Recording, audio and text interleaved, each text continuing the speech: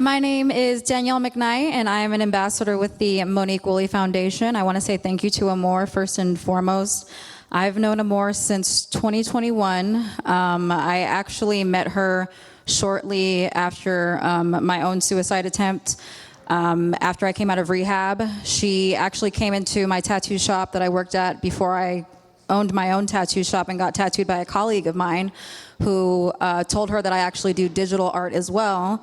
And she commissioned me for the artwork of Monique that you see on the banner that you signed, as well as on the car outside. And I also did Amor's portrait of Monique on her arm as well. Thank you. Thank you. It was nothing short of meant to be that we met when we did, because like I said, I had recently come out of rehab from my alcoholism just a few months prior than that. The catalyst for that was my suicide attempt. I had been struggling with alcoholism for a while, which I didn't admit to myself until 2020 when it got to its worst. I know a lot of people during 2020 when we were quarantined and dealing with the pandemic, a lot of people were dealing with depression, suicidal thoughts, substance abuse and things of that nature, and those things actually skyrocketed during that time. And I was one of those people that was dealing with that. And at the time, I realized, okay, maybe I have a problem, but I didn't know how to deal with it. I didn't know where to go for help. You know, you would think, oh, why don't you just go to AA? But it's really not that easy, unfortunately. And then the next year in 2021, my depression and anxiety had just gotten to a point where it got so bad that the only solution in my head was not to exist anymore.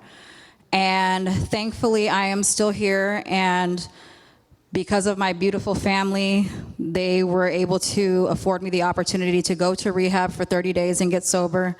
And this year I'll be celebrating 4 years sober in May. Thank you. Like I said, meeting Amor when I did was nothing short of meant to be. It was definitely a gift. And this foundation has really given me a purpose to help people like myself and others, like all of us up here who have survived our traumas, so we can help other people. I know that it's very cliche when people say that things happen for a reason, but I really believe that the universe put me through my trials and tribulations so it could break me down to my foundation, so I could build myself back even stronger than I had ever been, so that I could be here on this stage today in front of all of you to share my story and to be amongst all of these other brave people up here as well, so that we can usher in the next generation of ambassadors and go out there and really make a difference and help people who are struggling. Like everybody has said tonight, it is okay not to be okay. I think a lot of us want to put on a brave face all of the time, whether it's because you're a parent or a teacher or you have to for your job, or you don't want people to know what's going on in your personal life. All of us have tried to put on a smile to mask what's really going on underneath. And I think that once everybody knows that it's really okay not to be okay, that's when we can start to do the work to really get to that light on the other side of the tunnel. And like Pastor said, pain is purpose. You know what I mean? It might not feel like it in the moment, but that pain, if you take it and transmute it, will lead you to some of the most beautiful places, and one of those places might be helping other people.